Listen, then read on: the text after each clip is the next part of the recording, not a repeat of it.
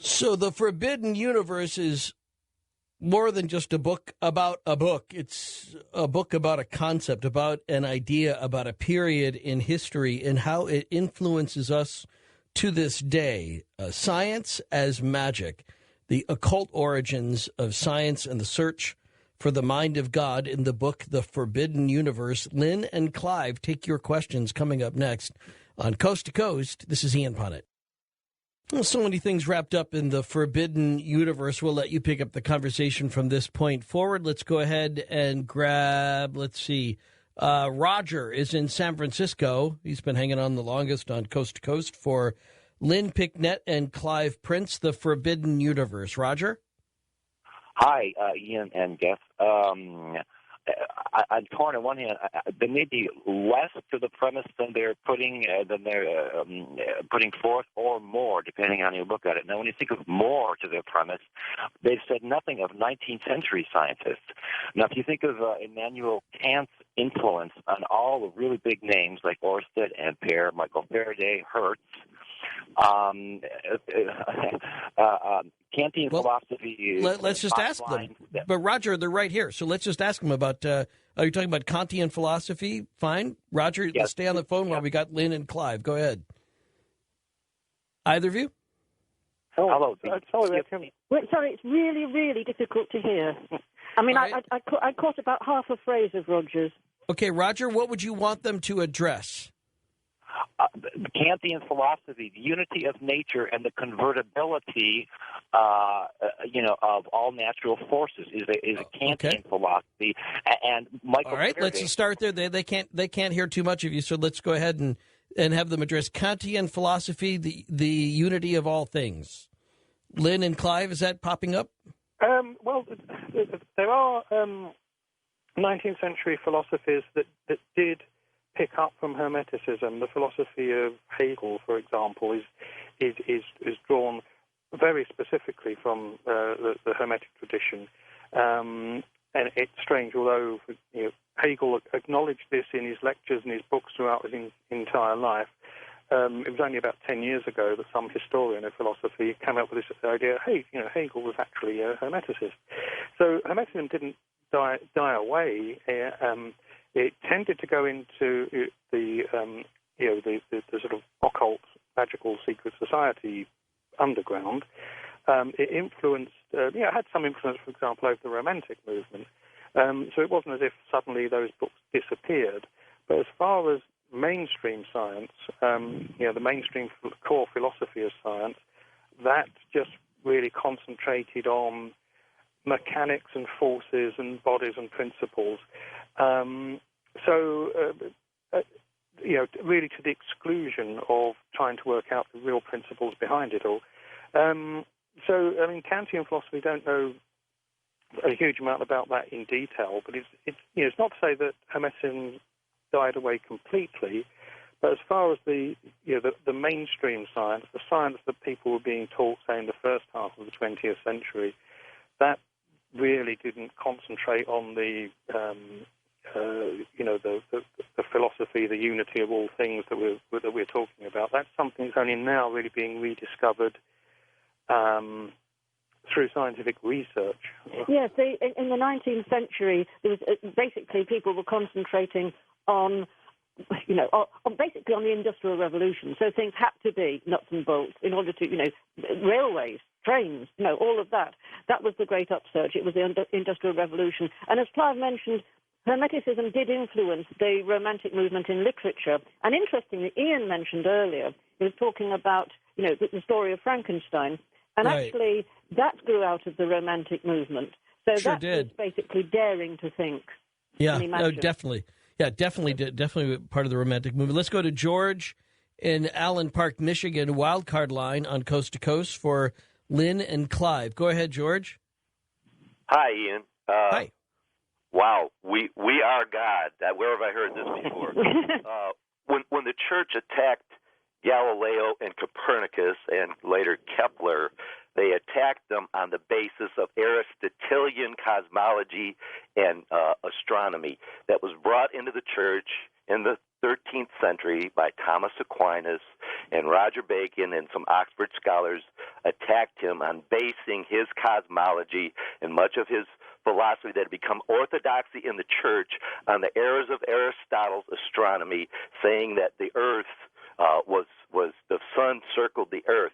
Now, Robert Oppenheimer and Alfred North Whitehead said, and they don't necessarily purport to be Christians, I doubt that they are, but that Christianity was the mother of modern science, and there's many reasons for that.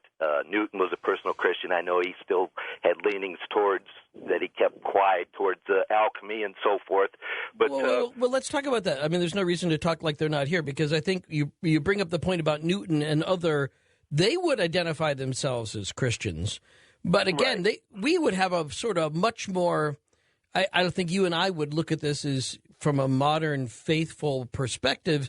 We have freedom of conscience, and we could be scientists and thinkers, and we didn't have to worry about being oppressed or dying at the stake. And I think so when we think about, Christianity as the mother of science, yes and no. I mean, many of the people were Christians, but they weren't proper Christians, or at least that wasn't how they were being treated at the time. But it was their worldview, and the view as later depends on who you're talking about. Later Roger Bacon, was saying that God and these other people like Newton said that there was a God, an intelligent, reasonable God that had created an intelligent, reasonable universe, and that we even have the mandate to go and explore that and gain dominion over it. Yeah, we're going to get Lynn and Clive. Go ahead there. Can I interrupt and say, you're making an assumption that belief in God means you're a Christian. And I think there are an awful lot, millions of people in the world who would take issue with that. And certainly, as Ian was saying and hinting, that basically the Hermeticists, who were largely, shall we say, Christian or vaguely Christian, but they believed in God. They didn't necessarily, in fact, on the whole, they didn't believe in what the church stood for. They believed in God. And neither do I.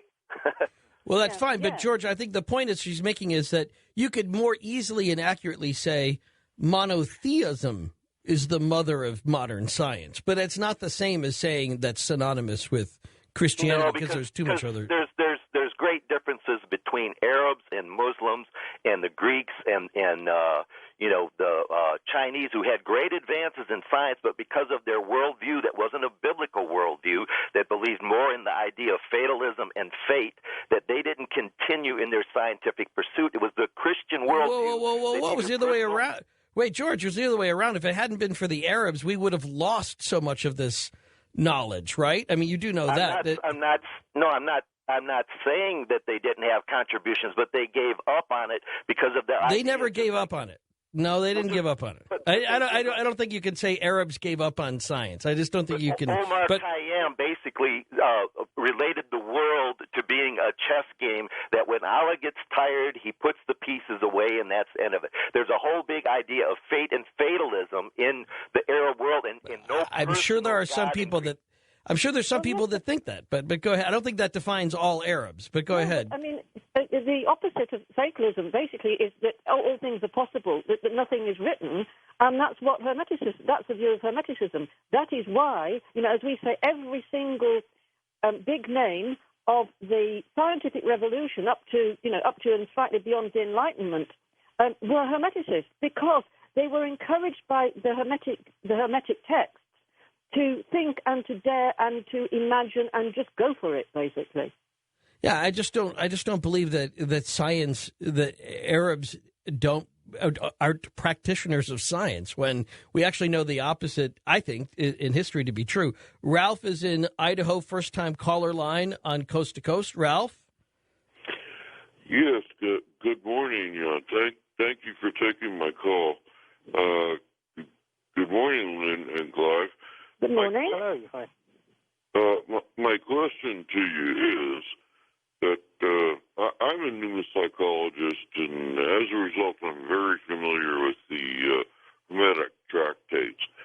Do you agree or disagree that the Hermetic tractates or the Hermetic texts represent evidence of an ascension ritual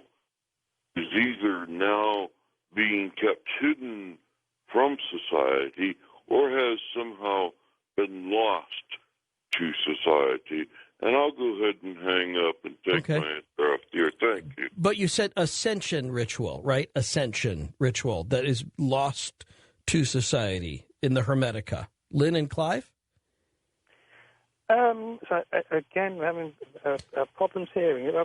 We can hear you, Ian, much better than the caller. Okay. So, caller, he was talking about, is there an ascension ritual that's in the Hermetica? He was familiar with the texts, and he was making an argument that there's an ascension ritual which they were maintaining, that Hermeticists would maintain, that we don't have today. Yes? Sound familiar?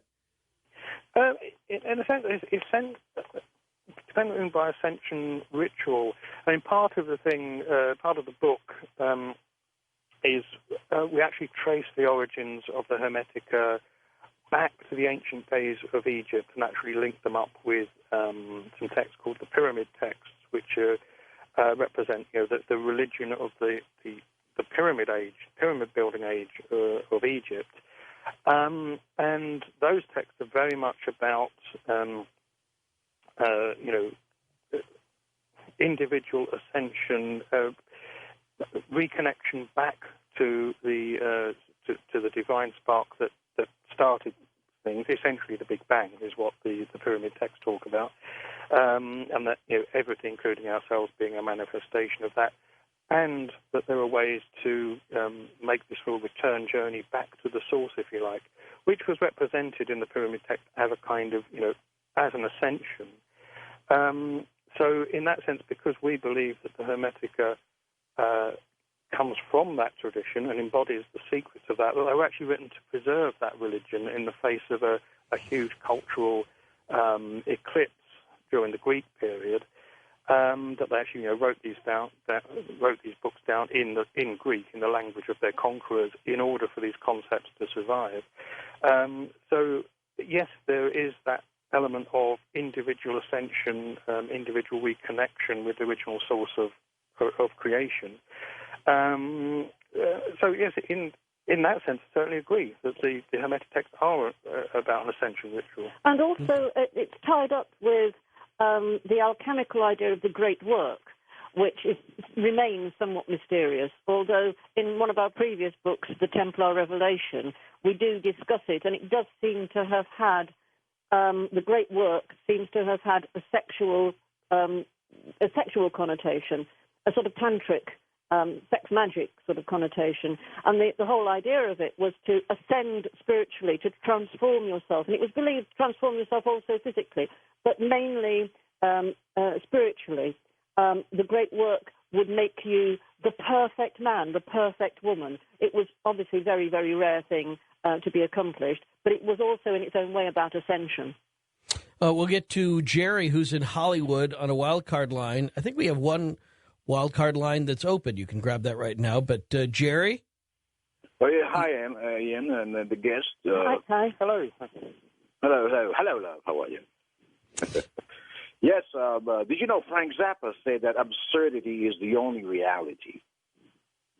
I go with that to a degree. Yeah, absurdity is the only reality. I can certainly hear Frank saying that. Yes. Yes. Yep. Okay. Yep. Very well. Also, I may add to that Frank Zappa was very much a pragmatist. I mean, somebody who was really rooted into the mind of thyself. And that the mind of thyself is the real mind of God. These religions that keep pushing their agenda, and if you don't agree with their ideology, they're going to burn you at the stake. I mean, it's time for them to go. But other than that, I would like to ask. I don't know who's they? Who's they that has to go? All these religions that have slaughtered, the genocides and mankind and murders or wars. I mean, wars. You can name the Roman Catholic Church, the Muslims, the Hindu. I mean, they're all crazy. So you can't trust them and their ideology. If you don't agree with their ideology, it's like this, man. If you don't agree with the Jews, you're an anti-Semite. If you don't agree with the Christians, you're the Antichrist. I disagree. I disagree. You don't agree with them. Jerry. You don't agree. I mean, come on now. Okay. I don't know who you're arguing with, but it's not me, and I don't happen to believe that you can't say something against Christianity without being the Antichrist. So there may be somebody at the end of the bar that will take up that argument, but I'm not. And anti-Semitism has a distinct flavor to it that's more than just saying something that's critical, say, of Israel. You can criticize Israel, you can criticize Judaica without being an anti-Semite. And let's just leave that there and move on to James, who's in Palm Springs on a wild card line on Coast to Coast. James? Hi, good morning, Ian, and to your guest, Mr. Clive, and I think Mrs. Pickett. I just wanted to kind of get some clarifications and make a criticism or two. I actually ordered the book, your book, online, so I'm looking forward to reading it.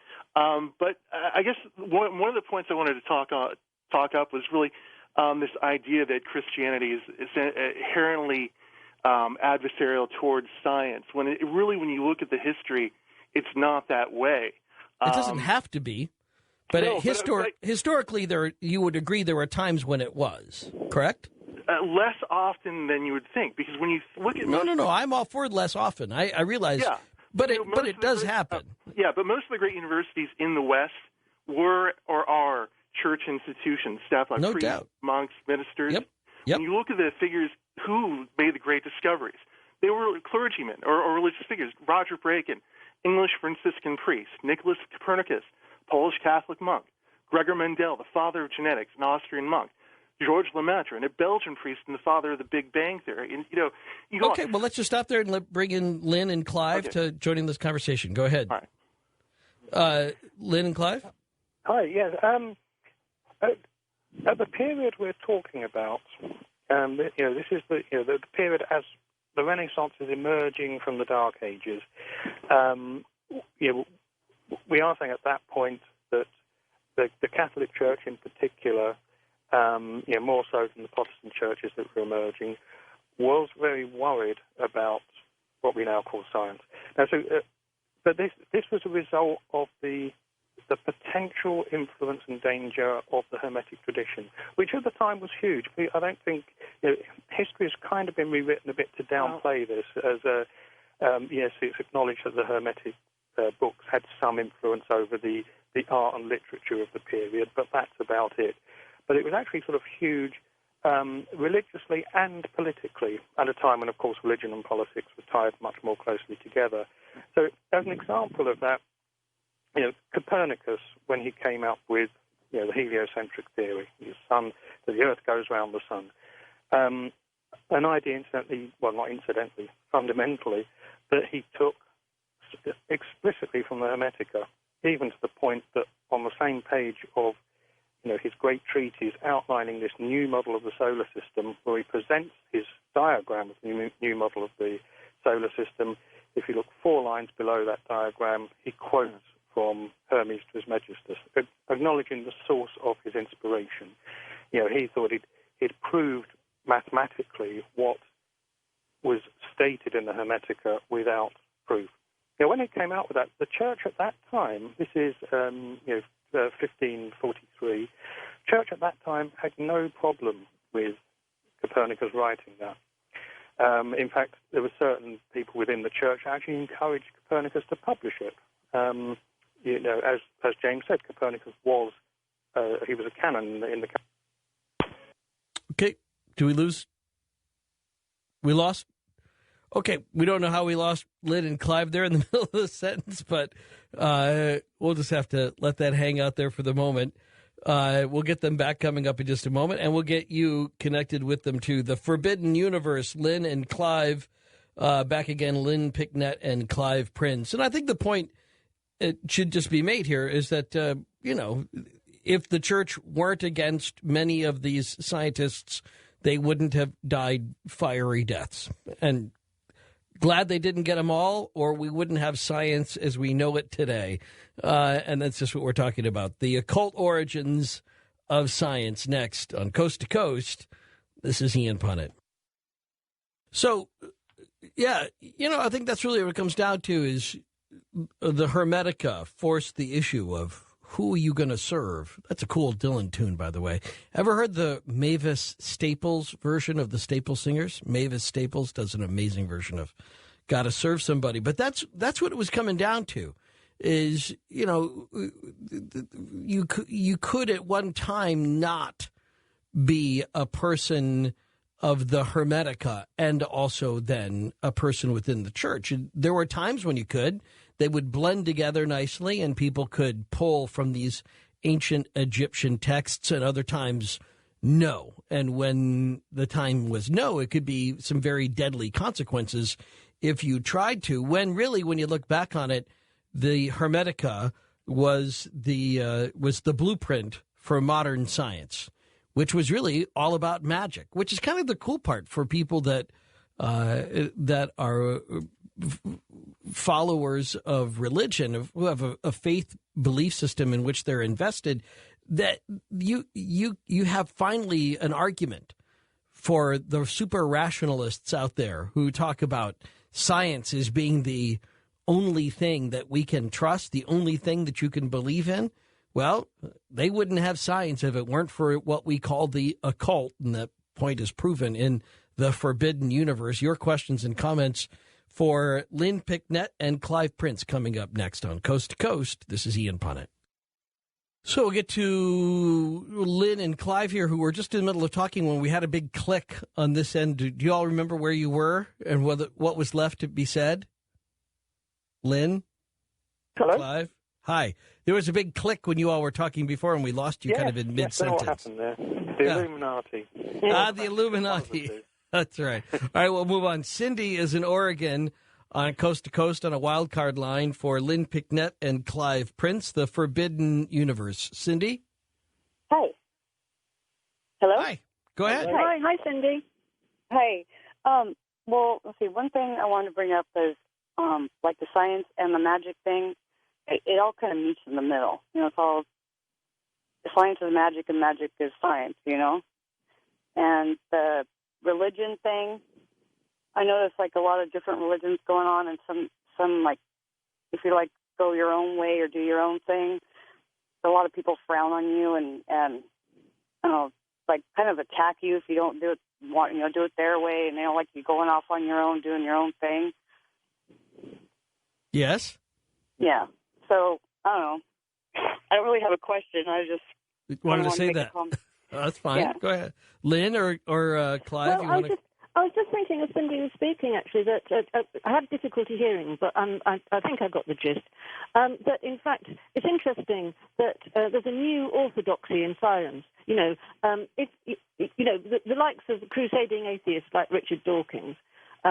Basically, if you step out of line as a scientist and say that, there is a magical element to the world or a holistic element to the world or something like that, they will come down on you like a ton of bricks. You will be ostracized. It's just, they're as bad, well, almost as bad. I'm not going to burn you at the stake, but in many not yet. They're as bad as the old Catholic Church. They want everybody to see things their way because their way is the only way you can possibly see and be, normal, rational and intelligent. And the attitude is that anybody who believes in something you can't see or measure or weigh, basically you're insane or halfway to being insane and unsophisticated, childlike, and should just grow up. That's their attitude. Right. And actually, what we get very annoyed about, well, we get very annoyed anyway about the likes of Richard Dawkins, but the main thing, Cindy, I think, is the inflexibility, the attitude of, they're coming down very, very hard on anybody who doesn't think their way. And I think it is this kind of neo-orthodoxy, and we see this in academia where somebody risks losing a job on campus because they have espoused a belief or written a paper which others consider to be outside of the quote-unquote mainstream, whatever that mainstream is today. Let's go to James in Atlanta on Coast to Coast. Try and get all the callers in before the top of the hour for Lynn and Clive. James? Hey, how are you? Good. Hi. First time call. I'm a little nervous here. So I was just wondering to what you attribute the new revival, modern revival of the interest in the Hermetica, because I've been noticing over the last 5-10 years, myself included, and a lot of the people I know are really becoming more interested in the Hermetica as it stands. I was wondering what you might attribute that to. Well, I think it's, the time is right. There is just certain times in the history of the world, the history of civilization, when certain things are just right. And it's right now because of the polarization between science and religion. And in fact, we always say, forget the organized religion thing. Well, we agree to a large extent with Richard Dawkins that, organized religion can be, a stumbling block to, rational thought, indeed. But what the crusading scientists always get wrong is they completely ignore the whole question of spirituality, of a spiritual urge, of the urge to worship, the urge to connect with the unknown and the out there. And I think now, after last century with the two world wars and the bomb and everything, it's just that the time is right now. People are fed up with the polarization of being told what to do by the churches, and told what to think by the scientists. And the middle way is the hermetica. Yeah. And I also think, because another reason that people are getting more interested in talking about it is because there's a lot of wisdom in there. But I think it's also a wisdom that, it's a spiritual and kind of esoteric wisdom that is part of the West's cultural heritage. There's been a lot of interest in the past about, the wisdom of the Eastern religions, and there's a lot of wisdom in there. But there is a big cultural difference. And with the Hermetica, we're actually finding, although it does eventually trace back to Egypt, it had such an influence on the West that in many ways I think it makes more sense to people coming from a Western mindset. That it's a bit of, sort of rational scientific thinking, but placed in a spiritual context. And often I think sort of things that come from other cultures, particularly sort of Eastern cultures, not knocking them because they're full of, their own kind of wisdom, but they make less sense to people being brought up in a Western culture and a Western environment, just because the mindset is different. Whereas the Hermetica does, I think, make more sense in terms of our cultural upbringing, our cultural assumptions. So I think it has more of an appeal. It has a growing appeal for that reason. So and hopefully it will gain some of the popularity that I think it should always have had. It should never have lost from the Renaissance. It never should have lost to the Hermetica, especially the Forbidden Universe. Lynn and Clive taking your calls. Let me ask Michelle back in the studio, who's that on Wild Card 1? Because that's Mike. Okay, Mike in Santa Cruz on Coast to Coast. Mike? Yeah, hey, Ian, can you hear me? I can hear you just fine. Go ahead.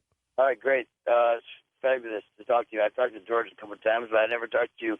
First of all, I want to say that you play some great thematic music for your show. Oh, thank you. Appreciate that. Yeah. I guess I'll just get right to my question. I got tons of comments, but I'll let them pass. I wasn't sure exactly what the Hermetic literature includes. Is that like Book of Yahweh? Okay, the Hermetica. We're talking about a lot of different books rolled underneath that title. Go ahead, Lynn or Clive. Go ahead. Oh, sorry. I found it really impossible to understand that. He said, what was included in the Hermetica? What are, like, the Book of Yahweh? What are some of the titles in the Hermetica? There was, they're normally just known as numbered treatises. There's about sort of 18 of them. There is something called, one of the classic texts, one that wasn't lost in Europe until the Renaissance, is called Asclepius, which is named after one of the characters in it. But collectively they're known as the Hermetica, or the Corpus Hermeticum, is mean that collection of texts. If they have any names attached to them, they tend to be the names of Egyptian gods or their Greek equivalents. So you find, Thoth, the Greek wisdom god, in there. You wouldn't find Yahweh. You don't find Yahweh. It comes very much from Egyptian background, Egyptian with overlaid with Greek. It has very little to do with, although it does have a tie-up with Gnostic Christianity. There's a very close tie-up between the early Gnostic works and the Hermetica, and there was certainly cross-fertilization between the two. And you make the point. You make a Judeo-Christian background. You make the point in a way that the Hermetica and followers of the writing of Hermes here and others were seeing this as being a pre-Judaism, that this was a kind of a proto-Judaism, and that Judaism had sprung out of the same thing which gave us the Hermetica. So maybe the Hebrew texts go to the left and the Hermetica went to the right.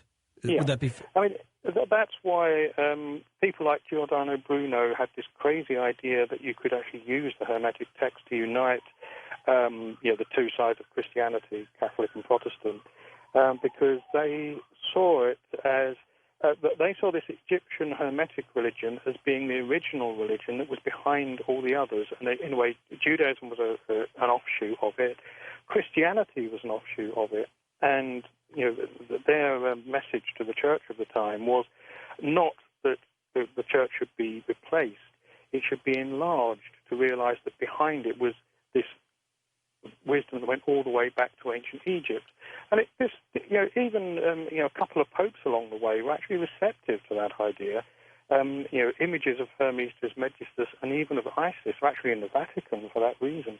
Yeah, which is an extraordinary thing to think about. I thought that description of the papal chambers are just filled with this Egyptian imagery, because it was done at a time when the Pope that commissioned it was all in favor of the Hermetica, and so it's there, and no one's rollered over it yet, right? No, and also the depiction of the Egyptian goddess Isis is not like in lots of churches and cathedrals where you have the pagan gods groveling to Jesus or to Yahweh. It's actually Isis in her full glory, being worshipped. Yeah, I thought that was and that's in the private papal chambers.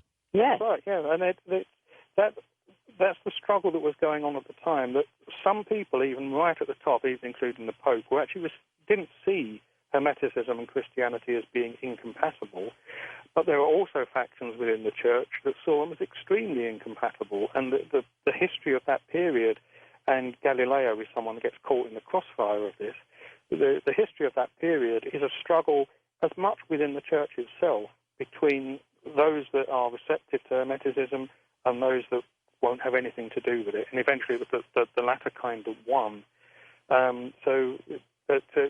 That's why Bruno's plan to actually bring Hermeticism into Christianity and reform the church was not as mad as it sounds now, because it did have some very high up supporters. Well, let's go west to the Rockies, California. Somebody who calls themselves the philosopher. Thank you, Ian. Lynn, Clive, can you hear me? Hello. Hi. Go ahead. All right. My question to both of you. Knowing that these lost documents trace their origin back to Egypt, ancient Egypt, and the theories of Egypt abound, i.e., ancient astronauts, would you say that your history is like alternative history, even though I would agree with it? We are considered to be alternative historians. All right. Yes. So knowing unfortunately or fortunately, sometimes it's fortunately, sometimes it isn't. Right. Yeah, I agree with most of what you guys are saying. I agree with this synthesis. But knowing that the historical synthesis is that Giordano Bruno was put to death because he posed the plurality of worlds argument, which was the contemplation that numerous worlds which harbored extraterrestrial life. Can you speak on that? About Bruno's I'll take death? my question off the air. Thank you guys very much. And appreciate that. Certainly, yes. One of the things that Bruno taught, was this idea of that. Well, first, it's an infinite universe. That other stars are suns, which nobody knew at that time, and other suns have planets with, inhabitants, beings, some of which could be superior to, a a more advanced state of development than human beings. And these were ideas he extrapolated from the principles of the Hermetica. It is one of the things for which he was burnt at the stake in one of the list of things. The irony about Bruno, which is why he's very much a figure that typifies the science-religion debate, is that having been burnt at the stake by the church, when in the 19th century, when they put the statue up to him in Rome, he actually became a hero of atheists and rationalists who believed him to be a martyr for science, for, in a similar way to Galileo, but a more extreme way in that he was executed, which is just as wrong, because he was definitely into magic. He wasn't burnt at the stake exclusively for that idea. It was one of a whole list of things, including some of his ideas about Jesus and the Virgin Mary. Right. So it's mistaken to have him as a martyr for science, but nevertheless that was one of the things that the church deemed heretical, but the very idea there could be other inhabited worlds. Now the question is, where did he get this idea from? Or if he got it from the Hermetica, where did the writers of the Hermetica get it from? That's actually a question that in the end we don't answer. It goes back to Egypt, but then the question is, where did the Egyptians get this wisdom from? That's where you can only speculate. But the very fact this wisdom exists, this not wisdom, this knowledge, specific knowledge exists, and existed at the time of the Pyramid Age of ancient Egypt, is tremendously profound thought and very exciting thought. Yeah, I'm interesting to me that they literally tied his tongue so that he couldn't speak on the way to his execution. We think of tongue-tied as just being an expression, but not in his case. Isn't it? Yeah, Elaine in Carson, California, on Coast to Coast. Let's see if we can be quick here, Elaine. If we could, we got a couple other people been hanging on for a while. Go ahead. All right. Thank you, Ian and Clive and Len. My quick question is, I think you said earlier in the program that the Middle East was a sanctuary, or some of the books were kept alive. Either they kept them physically, I guess, or maybe the philosophy was kept alive there. And it seems like in the Middle East at that time, it was mostly Islam, Muslims following the Quran, who how would they have justified killing people who did not want to convert, like women and children and older people who were possibly unarmed? It seems like that would be against this hermetica idea or philosophy. All right. Lynn, Clive? Well, first of all, I can't really speak for the Muslims. It's not an area of our expertise, but I would say that just like in Europe, if you have the Hermetica, not everybody is going to be a Hermeticist. I mean, it's going to be relatively few. Not everybody in those days could read, of course, and those people who could read, they'd be the normal kind of people who couldn't be bothered with philosophy and what we would call science. So don't run away with the idea that everybody was a Hermeticist and, how could they kill people? That's about all we have time for. I'm afraid I think you hit the point exactly right. So we have to leave it there anyway. But from this point forward, I'll just say, got to link up to the Forbidden Universe. You can at coasttocoastam.com. Thank you, Lynn. Thank you, Clive, as always. And look forward to having you back on again soon. Fascinating read. Totally worth it. John B. Wells, coming up tomorrow night. Angel Wars. Deus Te Amat. And I do too.